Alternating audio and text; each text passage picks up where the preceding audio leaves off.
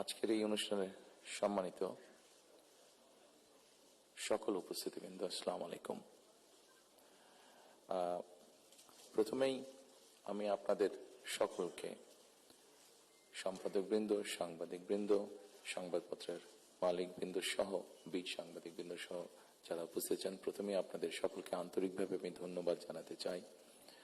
আমি দেশে আসার পরে খুব স্বল্পতম সময়ে এই অনুষ্ঠানটি আয়োজন করেছি এবং আপনারা যে কষ্ট করে অনুষ্ঠানে এসেছেন তার জন্য আমি আন্তরিকভাবে আমার এবং দলের পক্ষ থেকে আমি ধন্যবাদ জানাতে চাই। সম্মানিত উপস্থিতিবৃন্দ, যারা এখানে এই মঞ্চে এসে একটু আগে বক্তব্য রেখেছেন, তাদের সকল বক্তব্য থেকে খুব পরিষ্কারভাবে কয়েকটি জিনিস বোধহয় ফুটে উঠেছে, অর্থাৎ আগামী দিন, ফিউচার।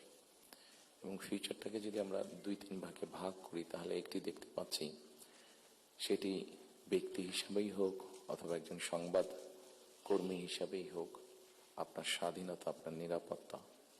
আমরা আরেকটি জিনিস মনে হয় আমার চোখে যেটা পড়েছে যারা বক্তব্য রেখেছেন, সেটি হচ্ছে যে গণতান্ত্রিক বা রাজনৈতিক যে অধিকারটি মানুষের, আপনার, আমার, আমাদের সকলের, সেটির ব্যাপারে একটা কনসার্ন সকলে এক্সপ্রেস করেছেন। এবং খুব সম্ভবত একজন বক্তাই এখানে একটি কথা বলেছেন,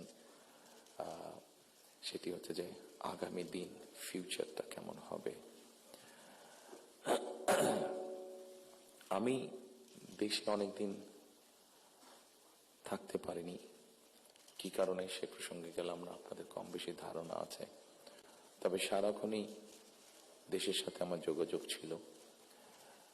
দেশের মানুষের সাথে কি হয়েছে, এখানে মাহমুদুর রহমান সাহেব বলেছেন একটি উদাহরণ দিয়ে, ওনার প্রতি পূর্ণ সম্মান রেখে আমি বলতে চাইছি, ওনার সাথে ওনার রক্তমাখা ছবি এখনো আমার চোখের সামনে ভাসে। কাজেই ওনার সাথে কি হয়েছে আমি যেমন জানি, রুহুল আমিন গাজী সাহেবের সাথে কি হয়েছে, যেভাবে উনি মৃত্যুবরণ করেছেন জেলের মধ্যে, সেটি আমি জানি। এবং সবচেয়ে বড় বিষয় হচ্ছে আমার 60 লক্ষ নেতাকর্মী, এবং তার থেকে আরেকটি হৃদয় বিদারক আমার জন্য হচ্ছে, সেটি হচ্ছে আমার মায়ের সাথে কি হয়েছে। কাজে এই ঘটনাগুলো যদি আমরা সকলে এসবগুলোকে এক করি, তাহলে যারা দেশে ছিলেন আপনারা, তারা অবশ্যই আমার থেকে একটু বেটার ভালো জানবেন। তবে আমি একদম যে জানি না বোধহয় বিষয়টি তা নয়, আমার একটি ধারণা আছে। সম্মানিত উপস্থিতিবৃন্দ, যে কথাগুলো প্রায় সকলেই বলে গিয়েছেন, এই কথাগুলো যদি আমরা আলোচনা করাই যাবে অনেকক্ষণ ধরে। আপনারা আপনাদের মূল্যবান সময় ব্যয় করে এখানে এসেছেন। আমি এই কথাগুলোর মধ্যে থেকে একটু সরে এসে কিছু কথা বলতে চাই। আমাদের সমস্যা ছিল, আমাদের সমস্যা আছে। অবশ্যই আমরা 5ই আগস্টের আগে ফিরে যেতে চাই না। আমি আমার অবস্থান থেকে যদি চিন্তা করি, আমার এক পাশে 1981 সালের একটি জানাজা, একই সাথে আমার এক পাশে 2025 সালের 31 ডিসেম্বরের একটি জানাজা, আর আমার আরেক পাশে 2024 সালের 5ই আগস্টের একটি ঘটনা। কাজে আমার মনে হয় এটি শুধু বোধহয় আমার একার জন্য নয়, যারা আমার দলের নেতা কর্মী সদস্য এবং সামগ্রিকভাবে পুরো দেশের মানুষের সামনে বোধহয় এই দুটি উদাহরণ বোধহয় সবচাইতে বাদ বিবেচনা করার জন্য সবচাইতে ভালো উদাহরণ, যে আসলে 5ই আগস্টে ফিরে যাওয়ার কোনোই কারণ নেই আমাদের। প্রিয় উপস্থিতিবৃন্দ, হিংসা, প্রতিশোধ, প্রতিহিংসা একটি মানুষ, একটি দল বা যেভাবে আমরা বিবেচনা করি, তার পরিণতি কি হতে পারে আমরা দেখেছি 5ই আগস্ট। এবং আমি সেজন্যই সকলকে অনুরোধ করব, দল মত নির্বিশেষে আমাদের মধ্যে মত পার্থক্য থাকবে, কিন্তু আমরা যদি চেষ্টা করি তাহলে সেই মত পার্থক্যের মধ্যে রেখে আলোচনার মাধ্যমে সেটি অনেক সমস্যার সমাধান হয়তো আমরা বের করে আনতে সক্ষম হব। কিন্তু কোনোভাবেই সেটি যাতে মত বিভেদের পর্যায়ে চলে না যায়। বিভেদ হলে জাতিকে বিভক্ত করে ফেললে কি হতে পারে আমরা দেখেছি। আজকে সেই জন্য অনেকের মুখে অনেক হতাশার কথা আমরা শুনি, কিন্তু তারপরেও আশার কথা হচ্ছে যে তাদের কাছে ভবিষ্যতের চিন্তাও আছে, ভবিষ্যতের পরিকল্পনা আছে। এখানে একজন বক্তা বলেছেন, পানির কথা বলেছেন, ওনার সাথে আমার কিছুদিন আগে কথা ছিল, ওনার সামনে আমি আরো বিষয় তুলে ধরেছি। আমার দেশে ফিরে আসার পরে আমি যে কবার আমার বাইরে যাওয়ার একটু বেশি সুযোগ হয়েছে, আমি সাভারে গিয়েছিলাম, আরো কয়েকটি জায়গায় গিয়েছিলাম। আমার কাছে মনে হয়েছে নতুন প্রজন্ম একটি গাইডেন্স চাইছে, নতুন প্রজন্ম একটি আশা দেখতে চাইছে। শুধু নতুন প্রজন্ম না, আমার কাছে মনে হয়েছে প্রত্যেকটি প্রজন্মই মনে হয় কিছু একটি গাইডেন্স চাইছে। আমরা যারা রাজনীতিবিদ করি আমাদের কাছে হয়তো অনেক প্রত্যাশা, সকল প্রত্যাশা হয়তো বা পূরণ করা সম্ভব নয়, কিন্তু আমরা রাজনীতিবিদরা যদি 1971 সাল, 1990 সাল, 2004-এর 24 সালের 5ই আগস্ট এই সবগুলোকে আমাদের সামনে রেখে আমরা যদি দেশের স্বাধীনতা, দেশের সার্বভৌমত্বের জন্য কাজ করি, তাহলে নিশ্চয়ই আমার কাছে মনে হয় একজন রাজনৈতিক কর্মী হিসাবে আমি দৃঢ়ভাবে বিশ্বাস করি আমরা জাতিকে একটি সঠিক ডাইরেকশনে নিয়ে যেতে সক্ষম হব। আমি জানি না এটা কতটুকু রিলেটেড, একটি ছোট ঘটনা আপনাদের সামনে তুলে ধরতে চাই। আমাকে চিকিৎসার জন্য এই দেশ থেকে 2008 সালে চলে যেতে হয়েছিল যুক্তরাজ্যে। 2008 সালে যাবার পরে 2010 সালে সেখানে প্রথমে একটি নির্বাচন আমি দেখেছিলাম।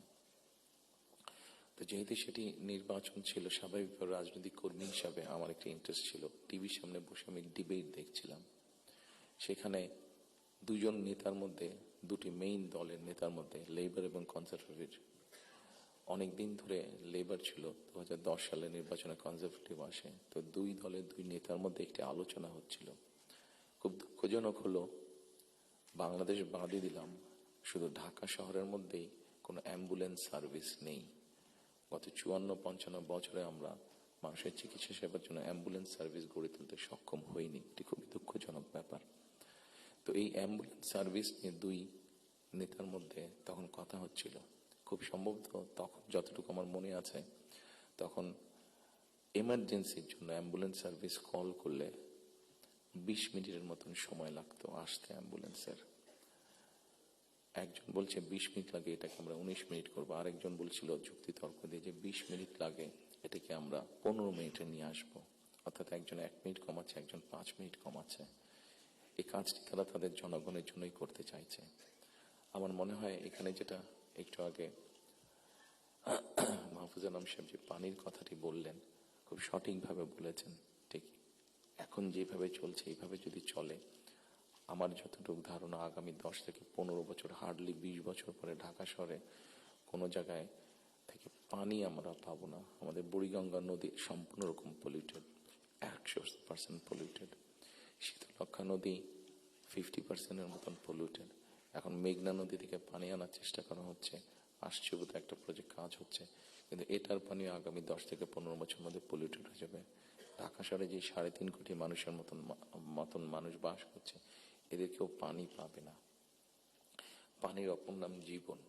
সারা দেশে যদি এই সমস্যা শুরু হয়, তাহলে বিষয়টি কত ভয়াবহ হতে পারে। আমার মনে হয় এইরকম বিষয়গুলি নিয়ে বোধহয় এখন আলোচনা হওয়া উচিত, সেটি সংসদে হোক, সেটি বিভিন্ন সেমিনারে হোক। কারণ তা না হলে একটি ভয়াবহ ভবিষ্যৎ আমাদের সামনে অপেক্ষা করছে হয়তোবা, which is very unwanted.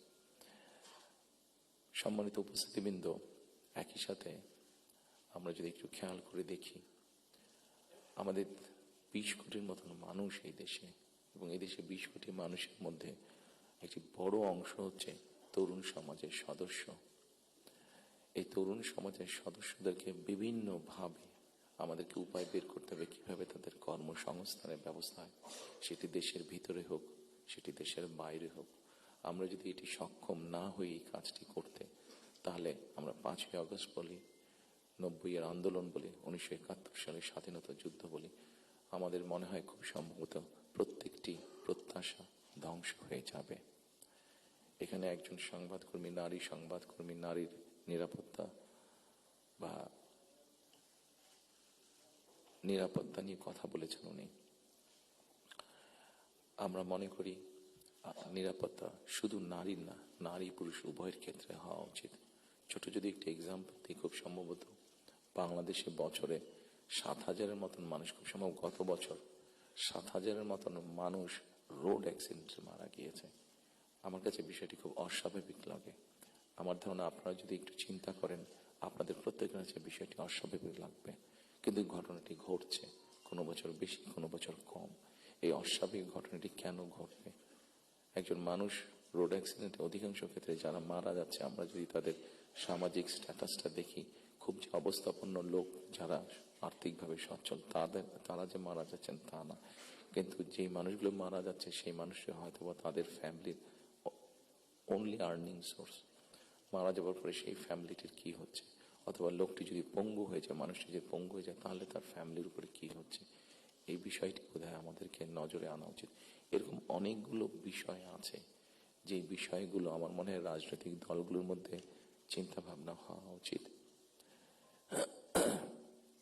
এখানে শাইখ সিরাজ সাহেব বসে আছেন, ওনার একটি বিখ্যাত প্রোগ্রাম আছে কৃষি সংক্রান্ত। আমাদের দেশে কৃষকদের কি অবস্থা এখন, সেই বিষয়টি বোধহয় আমাদেরকে বিবেচনা করা উচিত। উনি ভালো বলতে পারবেন। আমার যতটুকু ধারণা আছে যে মানে সরাসরি জমিতে কৃষিকাজের সাথে জড়িত জমির মালিক এরকম কৃষকের সংখ্যা প্রবাবলি 1.5 কোটির মতন সারা বাংলাদেশে, 1,50,00,000 মতন। এর মধ্যেও ডিফারেন্ট ক্যাটাগরির কৃষক আছে। এই কৃষকদের বিভিন্ন অসহায়ত্বের নিউজ আপনাদের সংবাদপত্রে প্রকাশ হয়, বিভিন্ন সময় আপনাদের খবরেই প্রকাশিত হয়েছে, বিভিন্ন সময় সেটি ইলেকট্রনিক মিডিয়া হোক, সেটি মেইন মিডিয়া প্রিন্টেড মিডিয়াতেই হোক, প্রকাশিত হয়েছে। এদের ব্যাপারে আমি আমার বিগত সরকারের কথা বলবো, আমার দলের বিগত সরকারের কথা বলবো। সেই সরকার বিভিন্ন সময় বিভিন্ন পদক্ষেপ গ্রহণ করেছে।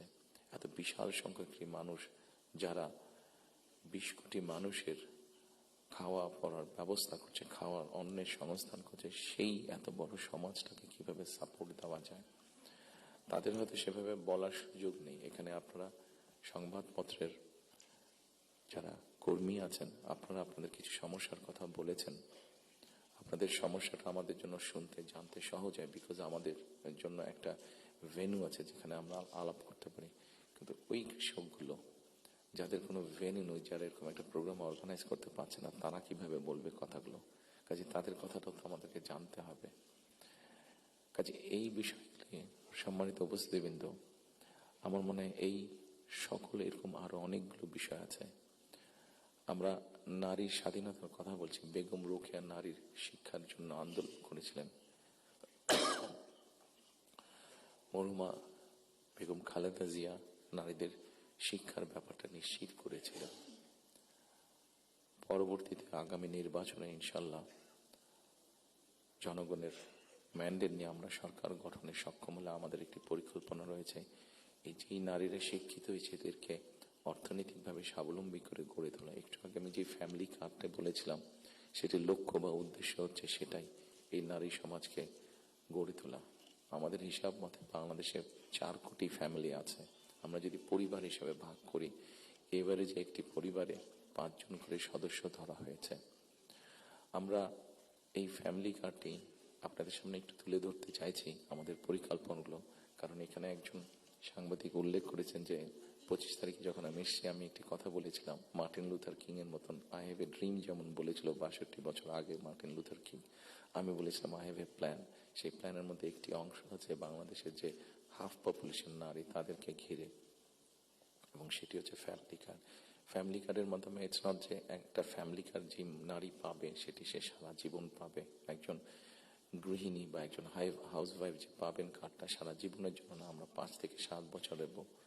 এই 5 থেকে 7 বছর তাকে আমরা একটা সাপোর্ট দেওয়ার চেষ্টা করব। সেটা টাকার হিসাবে হতে পারে, অথবা এসেনশিয়াল ফুড আইটেমের হিসাবে হতে পারে। কারণ আমরা দেখেছি যে একজন নারী বা একজন স্ত্রীকে বা একজন গৃহিণীকে যদি একটি সাপোর্ট দেওয়া হয়, সেটি সে তার ফ্যামিলির জন্য সঠিকভাবে খরচ করে দেন একজন পুরুষ। এবং আমরা রিসার্চে দেখেছি যে যদি 5 থেকে 7 বছর দেওয়া যায় তাহলে সে যেই অর্থটা তার হাতে জমা হয় সে মূলত 3টি কাজে খরচ করে। প্রথমত তার ফ্যামিলির স্বাস্থ্যের পেছনে, দ্বিতীয়ত তার ফ্যামিলির ছেলে মেয়েদের শিক্ষার পিছনে, তৃতীয়ত সে যে অর্থটা জমা করতে পারে সেটি সে ছোট ছোটভাবে ইনভেস্ট করে। খুব স্বাভাবিকভাবে এইভাবে যখন সে ইনভেস্ট করা ধরবে, স্বাভাবিকভাবে তার গ্রামের লোকাল ইকোনমিটা স্ট্রেংথেন হবে, তার উপজেলার ইকোনমিটা স্ট্রেংথেন হবে, তার জেলার ইকোনমিটা স্ট্রেংথেন হবে, তার পরিবারটা শিক্ষিত এবং তার পরিবারটা যদি হেলদি হয়, এইভাবে পুরো গ্রামটা হবে, এভাবে পুরো উপজেলাটা হবে, এইভাবে পুরো জেলাটা, বিভাগ, একসময় গিয়ে দেশটা হবে। 4 কোটি ফ্যামিলির মধ্যে আপনারা বলতে পারেন একবারে কি দেওয়া সম্ভব কিনা? না, 4 কোটি ফ্যামিলির মধ্যে একবারে দেওয়া সম্ভব না। গ্র্যাজুয়ালি আমরা যাব, যারা প্রান্তিক, যারা যাদের যাদের নিডফুল, আন্ডার প্রিভিলেজ, তাদেরকে দিয়ে আমরা শুরু করব। এই কার্ডটি আমরা, আপনারা জিজ্ঞেস করতে পারেন হয়তো কার্ডটি কাদেরকে দেবেন। আমরা কার্ডটি জেনারেল রেখেছি, ইউনিভার্সাল রেখেছি, কারণ আমরা অতীতে দেখি যে বিভিন্ন সময় বিভিন্ন সোশ্যাল সেফটি নেটওয়ার্কের আওতায় যাদেরকে নিয়ে আসা বিভিন্ন ক্যাটাগরি করা হয় এবং সেখানে কারাপশন দেখা দেয়। সেই জন্য আমরা এটি জেনারেল রেখেছি। এটি একজন গ্রামের কৃষকের স্ত্রী যেমন পাবে, ইমাম সাহেবের স্ত্রী যেমন পাবে, প্রাইমারি স্কুলের শিক্ষকের স্ত্রী যেমন পাবেন, ঠিক একইভাবে ডিসি সাহেবের স্ত্রীও পাবেন, এসপি সাহেবের স্ত্রীও পাবেন। তবে আমরা দৃঢ়ভাবে বিশ্বাস করি ডিসি সাহেবের স্ত্রী বা এসপি সাহেবের স্ত্রী নিশ্চয়ই ওনারা নেবেন না, কারণ ওনাদের ওটি প্রয়োজন হবে না। কারাপশনটাকে যাতে মানে একটা স্প্রেড না করে, কারাপশনটা যাতে স্বাভাবিক একটা পর্যায়ে থেকে, কিছু তো অ্যানোমালিজ হতে পারে, সেটি আমরা গ্র্যাজুয়ালি ঠিক করব। ঠিক এভাবে কৃষকদেরকে হেল্প করার জন্য আমরা কৃষি কার্ড করেছি। একটি বড় সমস্যা হচ্ছে হেলথ ইস্যু। বাংলাদেশে 20 কোটি মানুষ। আমরা স্লোগান দিয়ে হয়তো বলতে পারি যে সকলের জন্য স্বাস্থ্যের ব্যবস্থা করব, আমরা সকলকে স্বাস্থ্য সুবিধা আমরা দিব। এখানে আপনারা অনেকেই আছেন যারা আপনারা ইউকেতে গিয়েছেন, যেহেতু আমি ইউকেতে অনেকদিন ছিলাম, স্বাভাবিকভাবে আমি তাদের বিষয়টি আমার নজরে বেশি পড়েছে। তাদের ওখানে বৈধভাবে যে কোনো মানুষ থাকে তাকে তারা পূর্ণ হেলথ সার্ভিস দেয়, সেটা যে কোনো ধরনের, সেটা বাইপাস হোক, কার্ডিয়াক হোক, ক্যান্সার হোক, সব রকম চিকিৎসা তারা দেয়। এখন আমরা কিন্তু এখন দেখা যাচ্ছে যে এই কাজটা করতে গিয়ে ইউকের মতন দেশগুলো, ইউরোপের যে ডেভেলপ দেশগুলো আছে, তারাও হিমশিম খাচ্ছে। তারা এখন যেটা চাচ্ছে সেটা হচ্ছে প্রিভেনশন। তারা হিসাব নিকাশ করেছে যে একজন মানুষ অসুস্থ হলে তাকে যদি হাসপাতালে নিয়ে আসা হয়, তাকে যদি ওষুধ দেওয়া হয়, ডাক্তার, নার্স, হসপিটালে বেড, সবকিছু, তাতে খরচ অনেক বেশি হয়। কিন্তু যদি প্রিভেনশন করা হয়, মানুষকে যদি সচেতন করা হয় যে এই খাবারগুলো খেও না, তাহলে তুমি কিডনি প্রবলেম হবে না, এই খাবারগুলো খেও না তাহলে তোমার হার্ট প্রবলেম হবে না, এই খাবারগুলো খেও না তাহলে তোমার ডায়াবেটিক হবে না। মানুষকে যদি এভাবে সচেতন করা যায় তাহলে দেখা গেছে তাতে রাষ্ট্রের খরচ অনেক কমে আসে, মানুষের সুস্থ থাকে। এবং এটার বেস করে, যেহেতু ইউরোপে এই কাজটা চলছে, এটার উপরে বেস করে আমরা হেলথ কেয়ারার অ্যাপয়েন্ট করতে চাই। এবং এই হেলথ কেয়ারের অ্যাপয়েন্টের আরেকটি মূল লক্ষ্য উদ্দেশ্য হচ্ছে এরা যেরকম বেসিক ট্রেনিং পাওয়ার পরে গিয়ে মানুষকে সচেতন করবে, অ্যাট দ্য সেম টাইম সম্মানিত উপস্থিতিবৃন্দ, আরেকটি বিষয় বোধহয় আমাদের নজরে খুব আনা প্রয়োজন। একটি বিষয়, খুব ভয়াবহ পরিস্থিতি। মাহফুজ আলম সাহেব যেরকম পানির কথা বলেছেন, সেরকম আরেকটি ভয়াবহ পরিস্থিতি হচ্ছে যে আমাদের জনসংখ্যা যেভাবে বাড়ছে, আমরা যদি সৌদি আরব বা কুয়েতের সবগুলো তেল খনিও এখানে নিয়ে আসি, তাহলে হয়তো আমরা এই এত রিসোর্স দিয়ে আমরা এত মানুষকে সমস্যার সমাধান করতে পারবো না। সেই জন্য আমাদেরকে অবশ্যই পপুলেশন কন্ট্রোলে যেতে হবে, আমাদের দেশের জনসংখ্যাকে সীমাবদ্ধতার মধ্যে আনতে হবে। এবং সেই জন্য এই হেলথ কেয়ার যে নিয়োগ হবে, এই হেলথ কেয়ারের শতকরা 80 থেকে 85% আমরা 1 লক্ষের মতন আমাদের টার্গেট নিয়োগ করা। এই হেলথ কেয়ারের 80 থেকে 85% আমরা নারী কর্মীকে নিয়োগ করতে চাই, যাতে নারী কর্মীরা গিয়ে ঘরে ঘরে বোঝাতে সক্ষম হন যে কি জন্য প্রয়োজন হাইজিন মেনটেন করা এবং পরিবারকে সুস্থ রাখা, এট দ্য সেম টাইম পরিবারকে একটি রিজনেবল সাইজের মধ্যে রাখা, পরিবারের সদস্য সংখ্যা।